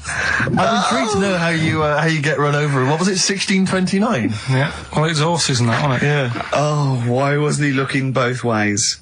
Karl Pilkington, you are a genius. Play a record, you fool. Well done, Carl. More cheeky freak of the week next week. See what's going on. In the freak world. Universally speaking, Red Hot Chili Peppers on XFM 104.9. So, got a lot of rockbusters coming in. Yeah, all right, actually. People Yeah. obviously seem at long last to have tuned into your wavelength, Carl. Which is, of course, 104.9. Yeah. Thanks very much. Exactly. Yeah. Should we give the clues again, briefly? We just had an email, Actually, to be honest with you, let's not, because we've already had a load of answers. I know, so, yeah. you know, Oh, yeah. if you didn't get it first time round, you don't deserve to win. We had an email saying, because I've got a bad back, Am I squeezing Carl's head? Well, I've already had a little squeeze, didn't I? About half hour ago, didn't I? Yeah. You just got to be careful, because I don't want any strains, so I'd say keep still, whatever happens, and you're right, yeah. Could I have a squeeze, just while you're not really kind of capable? He's allowed to squeeze it, isn't he? Because I've never squeezed it once. Remember, sideways, temples go quite hard, but not too hard. Yeah. Front to back, go as hard as you like, because that's Alright, well, I'll just have a try now. No, you've got a bucket. He's sorted it out. He says every Saturday between... Yeah, but I'm taking over from him because let him have one squeeze. Let him have one squeeze. Have a go then. So, the front and the back... Get round, so you got... That's it, right. Now, use the thing like that. Not too hard at the front? No, really hard at the front and back. There you go, yeah. You got the hang of it. Oh, right. God, it's good fun. I see know. how you like it. No, I'm just going to do a side. It's great fun. Yeah. It's great, there's a little bit of, grip there with the short hair, but obviously not too much, there's not much up there up top. Good, isn't it? Yeah, I'll be doing that again next week. Do you know, I got a form, right? Do you know I'm staff here, right? I'm like on the staff, I'm one of the staff. Got some internal mail the other day that you have to fill out about if you die at work, who gets your money. It said, do you put yourself at any danger?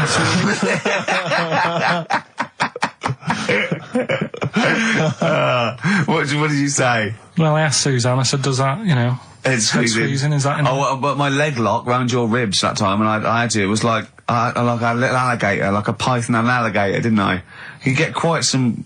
you get a little bit of leverage, you can crush a man's ribs with with mighty legs. Oh, something I want to ask you, Carl. There's that programme on now, I forget what it's called. Is it something like Guess Who's Coming to Dinner? Does that...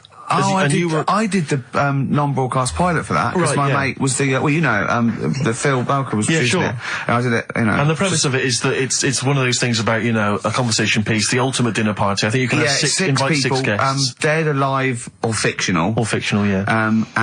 You choose where you want it, and yeah. And anyway, I was just intrigued to know what Carl's ultimate dinner party, who would pop round? Any of your cheeky freaks?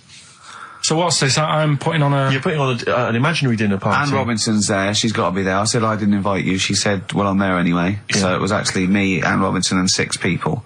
Yeah. And I chose people like heroes like Muhammad Ali, Homer Simpson, or stuff like that. James Randi. Yeah. So you could choose anyone. Living or dead, fictional or otherwise. Right. Would it look like a circus from the 18th century? I'll have like a few freaks in there. Like what? Who would you have? Well, the first person I'd have is probably have Elvis. I had Elvis. I chose Elvis. Why would you have Elvis? It's just good, wasn't he? He was good at what he did. Right. But once you'd said that to him, what would the rest of the conversation? I'd say sing us a song. Right, so you make him sing a song? Yeah, he'd be like the entertainment for the night. When he's not on the stage performing, I'd probably have the Elephant Man there. Right. Well, so John Merrick, yeah? Yeah, John Merrick. Okay, I've got Elvis, John... Merrick. If anyone's out there and, you haven't got anything to do, can you write down everything Carl says from now to a year and send it to me and Steve, because you might want to put it in a book? Yes. Would that be good? Just maybe someone keep a journal of everything Carl does and says. I'm going to try and keep a scrapbook of pictures. Tell you who I would have. Who? Peter Kay. Right. He'd be good, he'd be brilliant. I'd want to be sat next to him, because he's... Well, you're friends with Ricky Gervais, why would you want to... No, but... Do you know what I mean? Yeah, Peter Kay. All right, Peter Kay. Which one would you do him as himself or one of his characters he does? Just as he is. Yeah. He's funny, he's a funny man. Yeah. Love him. What else? Probably, that fella who lost his arm when he was climbing that mountain. Remember? He had to cut off his own weeks arm. ago. Yeah. Why would you have him? I'd just like to have a chat with him and say, what happened there then? Yeah. Well, we know what happened there. He cut his arm off. What would you say? Did it hurt? Yes, it hurt.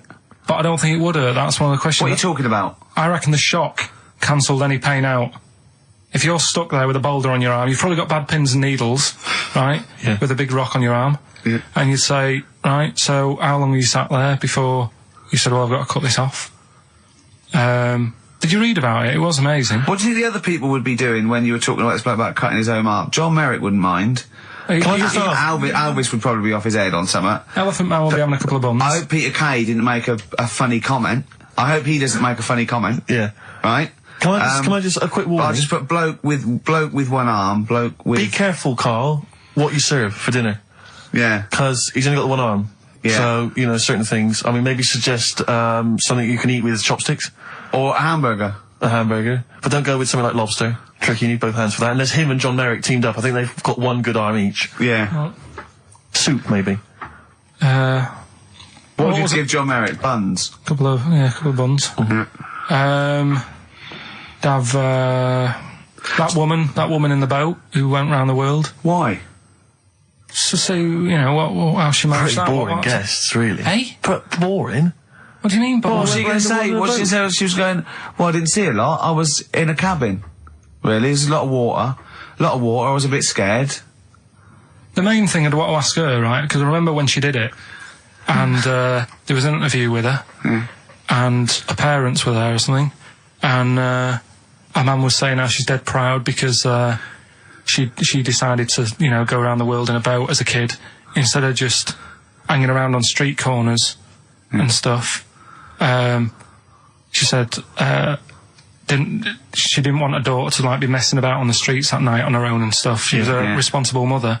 Yeah. And she sent her off on a boat. Sure. In the middle of the Atlantic. On her own. Yeah. So I'd like to ask her about I that. think even Manchester's safer than that, innit? Yeah.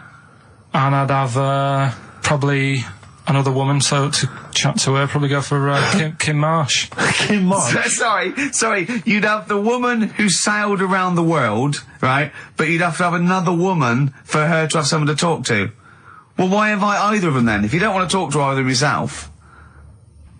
What? Sorry. I love this. Round World Yachtswoman, and Kim Marsh. But why, of all the women you could invite, Kim love Marsh that. is at the top of the list? That's the best list I've ever heard. Elvis, John Merrick, Peter Kay, a bloke with one arm, the Round the World Yachtswoman chatting to Kim Marsh. That is genius. Why haven't they invited you on this show? I'm going to call Anne Robinson. Right, okay, if anyone's listening to that, have Karl Pilkington. I know no one knows who he is yet, but what a great bit of conversation. Play a record, Karl, you're an idiot. Some Smith. Oh, always a treat. Yeah, we played something from Morris's selection. Something that would be on my ultimate compilation is something from the Smiths. and it'll probably be this one. I started something I couldn't finish up. I think that's one of their underrated albums, Rick. Strange Ways Here We Come. Might be my favourite. It's my favourite, certainly. Yeah. And that's from that album. I started Queen is something Dead is a lot of people's favourite, but I don't like the wacky ones. It's the novelty ones. It's the he's ones. got some great ones. I think he's got some of his best tunes on there, but I don't know the Frankly Mr. Shankly. Yeah, he's always got this tendency to sort of write music hall style songs. Vicar and Needs the up, Tutu, needs yeah, up but that's a great one, that. So there you go. Elvis, John Merrick, Peter Kay, bloke with one arm, woman who sailed around the world, Kim Marsh. What I like about those two, numbers 4 and 5, he doesn't even know their names. Yeah. I'm hoping he'll just write on the invitation, dear bloke with one arm. Yeah. Having a dinner party. Yeah. It's better than most people. I imagine most people, when they do this, if they go, Nelson Mandela. I know, of course, yeah. I think I read an interview with Mick Hucknall where it was something like, who do you admire? Nelson Mandela. Brilliant. I don't read papers when I'm in this country. When I was on holiday, I read one, and there was an article in there about Beckham meeting him. And the article was about how many people have met him. And I was thinking, we are the only 3 people that haven't met him. Nelson Mandela, yeah. It's just like, does he rent himself out? Do you know what I mean? It's like the back of the, in the back of the stage when you can get a Caprice lookalike to wander around. They go, is that a lookalike? No, that's really him. It's 40 quid, he'll come to your party. I think what it is that he was locked up for so long. Yeah, he's now just he's never home. He's just social. It's like Salman Rushdie, he's running around. I've seen him twice. Yeah. His house must be a tip. He's never in. God. Well, I think it is if you stay indoors for a long time. Yeah. You've got to get out there. You've got to get out You there. get a bit stir crazy, I suppose. But he's met some of the great names in world events. He's met the Spice Girls. Alan Titchmarsh. He's met him, yeah. They did his garden, didn't they? Yeah, David Beckham. Yeah. Oh, that must have been great. But I mean, maybe we could hold out and never meet him. Yeah, this is like even if we get invited to one of them, that's where I go, no. Yeah. Not really. We're the only 3 people who've never met Nelson Mandela. I'm not meeting him, so I make sure he's definitely going straight. Exactly. You know what I mean? I don't really. Careful, I don't like to hang out with people who don't. No, I wouldn't invite him to my ultimate dinner party in case, the silverware went missing. Oh! Well, you don't know, he was inside for a long time. They pick up things in these places. You can pick stuff up. It's usually Karl that comes out with those sort of things. Karl, what do you think of that? What, Nelson not having him around because he's nicking? Well, let's back out now. Let's back out now while we're ahead. Be good in Celebrity Big Brother. Yeah. Being used to being locked up and that. We could, wouldn't he? Yeah. I started something. I couldn't finish. Yeah. should we play another record, or should we talk about some, on a lighter note, Muffy the hamster had a narrow escape with a, Play a song, let's have the Rockbusters answer. oh God. Martina Topley Bird, Need One. Alright, XFM 104.9. Well, it's that time. It's getting exciting. We've got Rockbusters results, but before that, a little bit of monkey news with, chimpanzee that monkey news. Karl Pilkington. Brilliant. Let's do it. I haven't read that for a couple of weeks. Go on then. Alright, so, it's like this little monkey. Oh, yeah. Who lives in Morocco. Right, I'll just warn you now, you're on thin ice from last time, okay? So, make sure, is this real? It's been Don't say emailed anything in. you would think about it. As you're saying it, think to yourself, is that true? Do monkeys do that? Do they think like that? So, go on then. So anyway, yeah, so there's this magician in Morocco, right? He's got a little monkey working with him, right? The way it used to work, magician used to do his thing on stage, do a little bit of magic, people loved it. Then the monkey came out, had a little cap, walked around the crowd and stuff, got the money, had a good little team thing going on, right? Yeah. So anyway, the monkey's name was 86. Right. Because back then there was so many monkeys, it was like, oh, what names, do you know what I mean, what names do you use, what do you do? So they just named them, right? So this little monkey... What, he had 86 other monkeys? No, it's just that because a lot of monkeys were sort of working back then, helping magicians out, you know, doing bits and pieces, busking, what have you. Just Well, Rick, you know how there's so Well, many... why would there be a confusion with that? If he only had one monkey, where's the confusion? People would go, I'm not going to go and see that, I want to see 86, he's the better monkey. Do you know what I mean? What does it matter? I don't know what you mean. Well, why do they need... Where was the confusion? With people going to the circus and going, what monkey are you going to see tonight? I don't know. It wasn't a billing, was it, with a monkey? But Rick, it's just the same with humans. You know, there's so many humans now that we can't give them names anymore. Yeah, they all exactly. have to have numbers. Exactly, yeah. There's so many humans, you know, with 5 billion people. We can't give them names. It's impossible. But, you know, with a few monkeys Anyway, number working... 122, go on. So anyway, there he is. 86. 86. With his hat. With his hat, walking around getting the money. Yeah. Anyway, the magician sort of, you know, thinking about moving on. Because in Morocco, he'd sort of done all the tourist traps. Sure. So he had a word with the monkey, said, how about we... See? No, let him continue. Think. Let him continue. He didn't have a word with the monkey. Let him continue. So what do you think about going over to Spain? Yes. Sure. So, the monkey was in agreement? So he said, go on then. Right, so they get in the car, and, like, the magician knew he'd have a bit of a problem on his hands because you're not meant to take monkeys out of the country. Yeah. Right? So he thought, right, what I'll do, I'll get a car, right? Right. Stick the monkey in a boot, right? Get on the boat and hopefully sort of, you know, stick it in some luggage and what have you. Yeah. We'll be over there, we'll be earning big money, everything's going to be great. So the monkey was like, brilliant. So they get in the car, they're on the way to the boat, and pull over at a petrol station. And just before filling it up, he opens up the boot and he goes, "You all right in there?" And it's like, yeah, sound. So he leaves the boot open so it can breathe and get a bit of fresh air whilst it's filling up. Goes in to pay the money. Yep. Pays the money, goes, I'm just paying for the... Right, this monkey is not going to drive away in that car, or we're never doing this feature again. Carl, what happens? What's number 86 up to? So... 86. So, That's the ending, isn't it? That's the story. Come on, let Carl finish the story. It better not be. Brilliant. You're going to love it. Right, so he's in the petrol station, and he's going, right, I'll pay for pump 4. And the fella says, what are you talking about? Pump 4, isn't that a monkey? No. Sometimes I use numbers for monkeys, sometimes I use... No, I mean pump 4. Sure. So Yeah, he says, what are you talking about? There's no car at pump 4. Right. Keep going. Sticks his head out of the door. Yeah. The monkey's giving it some. Went over to Spain on its own. I don't know what to do. Well, hang on, let's just get a couple of the facts right here. Well, what do you mean, couple of the facts? Right, there are no facts. So, It number didn't- 86. Number 86 He drove to Spain. You are... honestly, Carl, you must know. It was an automatic. Right. How Carl, did he- you must know that is shit. There is no way a monkey... No. That's the thing with He his gets feature, though. stopped at customs. Mental. How did he get through customs, Carl? Has he got a passport? No, he was sneaking about because he didn't have a passport. So he parked and then snuck through. Do you want the facts? Let me see it. Right, I'll examine this, Rick, and we'll play a record. Play a and, record, I'll have a because look I at the can't... facts That's nearly as bad as the armed robbery. Right, go on. Yeah. Play a record. Better Suede. Yeah, Stay Together. My favourite. One of 86's favourites. Yeah, brilliant. My favourite Suede track. Stay Together. XFM. Well, nearly time to go. But before we do, a little bit of Rockbuster results. Just checking some of the answers, Rick, and it seems that an awful lot of people have got it right. Go on then. Tell us them again then. Remind us of them before you give us the answers. Alright, Rockbusters number 1 was like this. It was a customer... We're stopping Monkey News, by the way, until you start getting some credible ones. Because that's it's ridiculous. It's not true. No, it seems mad. But no, but it's from the internet again. So anyone can go online, download that story. It's insubstantial. It's get ones from journals or where the source is quoted. Okay, or we're not interested. Or we're not. Well, you don't. Okay. So same with on thin ice. We've pulled this once. We've pulled Rockbuster. We suspended it once, and you came back again. So it's. Do you know what I mean? So go on then. Right, so Rockbusters number 1 was about a customer who wanted some paint, wanted to darken up a room. The shop assistant knew what to do.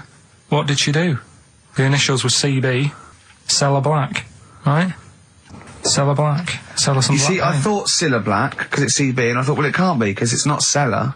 It's not Sell Her Black. Cryptic, It's cryptic though, isn't it? No, cryptic doesn't mean it's wrong. Right.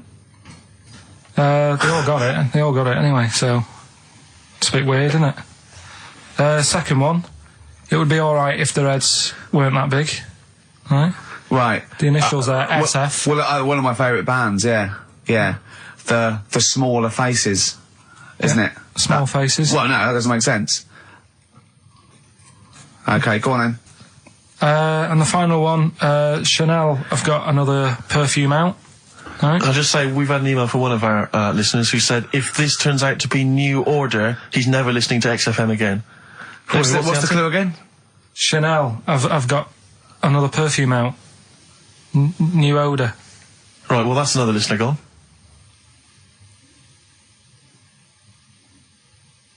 What do you mean? There's not a group called New Odour.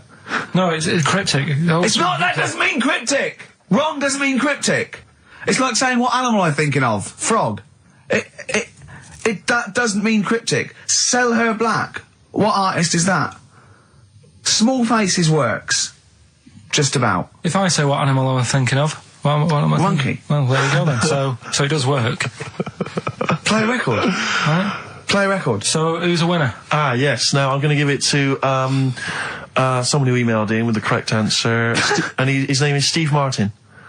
Really? And I've given, I don't know if you've noticed over the last few weeks, I've been given the prize to people with just a kooky element to them, you know, if they've got people to start amusing name. sending their name in, like, Barry Bumpfreud. Well, don't worry, because I can spot if it's a fake comedy name. Or What was that last one we laughed at? I can't remember what it was. I think it was Gerald something. Yeah, it was. It was just like Gerald Smethurst or something. What's it?